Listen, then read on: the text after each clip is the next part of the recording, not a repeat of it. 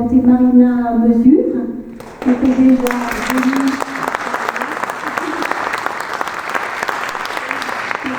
venue à l'occasion des élections européennes et qui nous avait vraiment enchantés par son exposé. Et vraiment, on avait pris la pleine mesure de ce qu'était le travail détaché. Voilà. Et donc aujourd'hui, elle va intervenir sur les questions qui concernent à la fois l'emploi, qui peuvent concerner à la fois l'externalisation ou non des emplois dans une commune. Et ensuite, elle va nous parler des normes sociales et environnementales par rapport au marché public. J'ai oublié de dire que Marina est secrétaire générale du groupe FI, France Insoumise, au Parlement européen. Elle a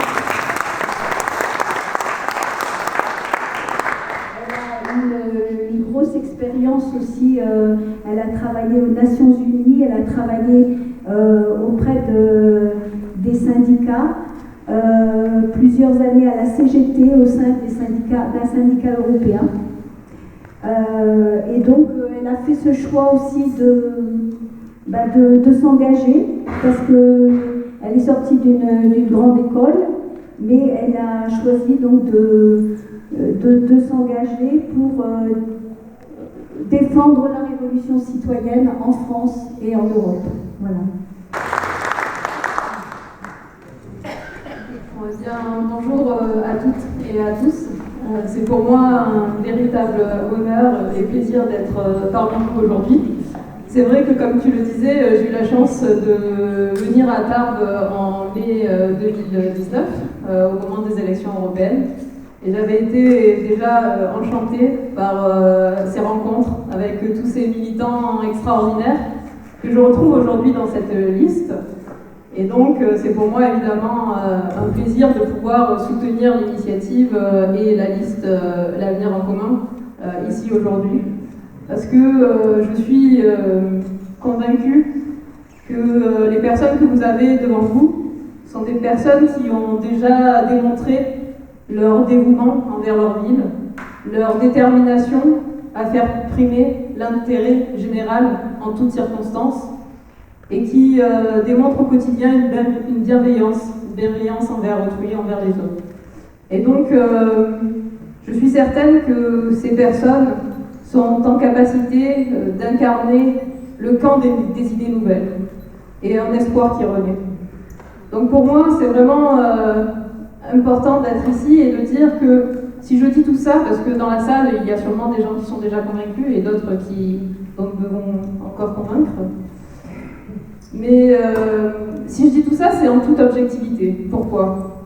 Parce que vous avez aujourd'hui des personnes que vous ne jugez pas par rapport aux belles paroles, par rapport au moment de la campagne où on vous dit bon, vous allez nous dire un peu ce que vous voulez et on va devoir vous croire. Non, vous allez juger les gens parce qu'ils ont prouvé au quotidien leur détermination, leur militantisme. Vous avez, comme vous l'avez vu dans la liste, des infirmières, des aides-soignantes, des agents hospitaliers, c'est-à-dire des personnes qui se battent au quotidien dans des hôpitaux publics qui sont au bord du gouffre, en sous-effectif, qui sont dans des conditions salariales extrêmement précaires, et ces personnes-là se battent au quotidien pour apporter des soins aux patients. Vous avez dans cette liste des cheminots qui ont fait une lutte, qui ont porté une lutte exemplaire contre le projet de réforme des retraites, et qui ont vu des bulletins de paye arriver à la fin du mois à 0 €. Et ils se sont battus pour nous tous. Et vous avez ces mêmes cheminots qui aujourd'hui, qui mènent des luttes et qui sont sur cette liste. Vous avez sur cette liste des militants syndicaux, évidemment, des militants qui, au quotidien, et je le sais puisque moi aussi je fais partie du monde syndical, qui se battent au quotidien dans l'entreprise pour faire primer les intérêts des salariés face à un patronat de plus en plus virulent, face à un gouvernement de plus en plus virulent. Eh bien, ces gens qui se battent au quotidien, des gilets jaunes aussi, évidemment, des gilets jaunes qui, on a eu des premières rencontres en arrivant, des gilets jaunes qui, depuis plus d'1 an, se battent au quotidien avec des revendications sociales, avec des revendications démocratiques, eh bien ces gens-là sont aujourd'hui aussi sur la liste. Donc c'est pour ça que j'ai confiance en ces gens. Ce n'est pas sur des grandes paroles, ce n'est pas sur des grands discours. C'est parce que ces gens, au quotidien, sont des militants et au quotidien ont démontré leur force de conviction pour les autres et pour l'intérêt général. La deuxième chose que je voulais dire, c'est qu'effectivement, vous m'avez demandé aujourd'hui d'intervenir sur un aspect particulier qui est lié à l'emploi. Alors pourquoi? Effectivement, parce que la ville de Tarbes, comme tu l'as mentionné dès le départ, fait face à de nombreux enjeux sociaux. Effectivement, un chômage qui est deux fois supérieur à la moyenne nationale, une pauvreté qui explose. Et tout ceci, eh bien, c'est le fait de choix politiques qui sont aussi, donc pas seulement au niveau local, parce qu'effectivement, il y a des choix politiques qui sont pris au niveau national, qui impactent directement les communes. Mais aujourd'hui, vous avez aussi des choix politiques qui sont faits au niveau de votre municipalité. Et je pense que ce programme répond à un certain nombre de préoccupations et à un certain nombre d'enjeux. Si vous prenez sur l'intégralité du programme les propositions qui sont apportées pour relever donc, le défi des enjeux sociaux dans la ville. Vous avez notamment des aspects qui sont très intéressants sur le fait de décider que vous n'externaliserez pas tous les services. La question de l'externalisation des services au sein de la municipalité est essentielle. C'est-à-dire qu'il y a des communes aujourd'hui qui font le choix de tout externaliser, qui font le choix de mettre nos biens communs dans les mains du privé. Vous avez ces communes où on multiplie les marchés publics, on ne forme plus ces agents territoriaux. Et vous, au contraire, à travers cette liste, vous avez un programme ambitieux, le programme de protéger les biens communs de l'ingérence du privé. Vous avez le fait d'engager la remunicipalisation des services externalisés au privé pour restaurer le savoir-faire et la technicité essentielle à de bons services publics pour la population. Eh bien ça, c'est des choix politiques importants, c'est des choix politiques ambitieux, c'est des choix politiques qui permettent aujourd'hui de croire en l'avenir pour bon nombre de personnes. Pourquoi? Parce que vous allez, à travers la politique qui consiste à ne pas externaliser les services, vous allez former un certain nombre d'agents, vous allez pouvoir employer des fonctionnaires, des agents territoriaux, qui demain vont être en capacité, ça peut être par exemple une régie de l'entretien du bâtiment. Pourquoi? Vous pensez qu'à chaque fois on a besoin de marchés publics ou d'externaliser le fait d'avoir un serrurier? Ben non, effectivement, dans un bâtiment, vous pouvez mettre en place un certain nombre de régies, des régies sur l'eau, des régies sur l'entretien du bâtiment, et je pense qu'Adrien, je ne vais pas m'étendre trop parce que je ne voudrais pas empiéter sur ta présentation.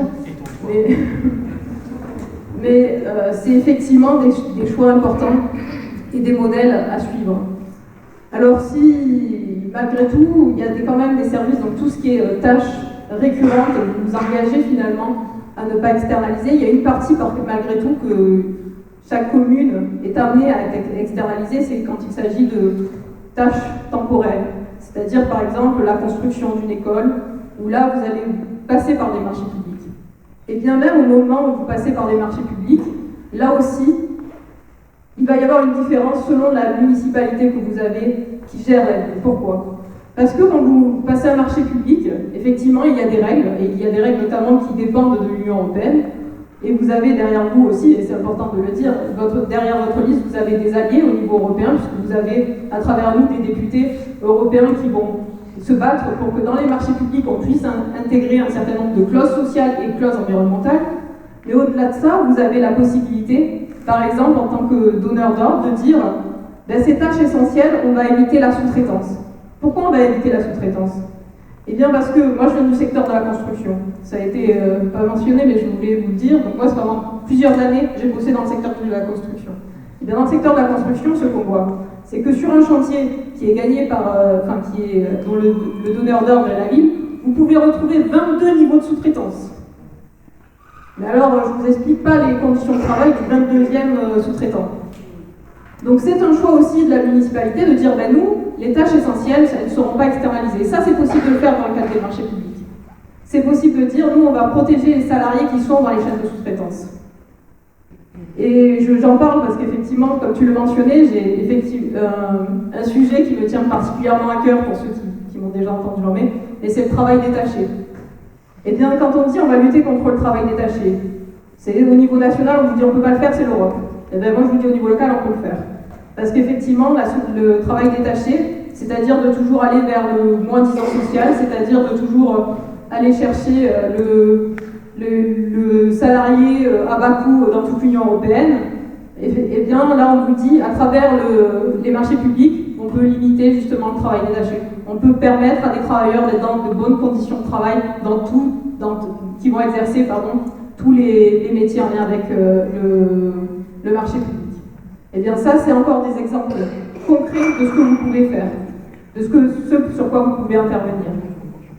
Donc voilà, je vous donne ces exemples-là pour vous dire que vous avez un rôle essentiel, aussi bien effectivement dans la manière de gérer la commune, mais dans la protection des droits des salariés. Et ça, c'est souvent méconnu, et pourtant c'est des choix extrêmement importants.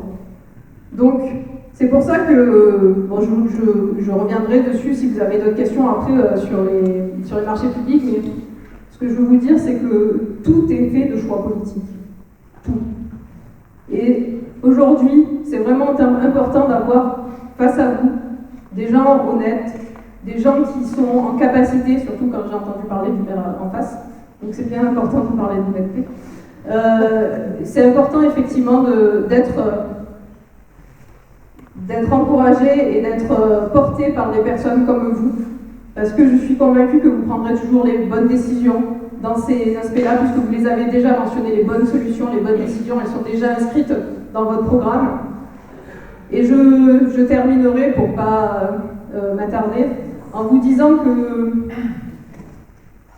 au niveau national, puisque tu le mentionnais au départ, c'est compliqué. Au niveau international aussi, parce que moi je pense que ça s'inscrit même dans une géopolitique qui dépasse l'aspect national, c'est compliqué. Mais on est en capacité de faire changer les choses. On est en capacité, avec des bonnes volontés, avec des militants, on est en capacité de proposer un autre projet de société, un projet de société humaniste, solidaire, écologique. Et c'est aujourd'hui ce que vous proposez dans cette liste, et c'est aujourd'hui pour cela que je vous soutiens à 200%. Merci.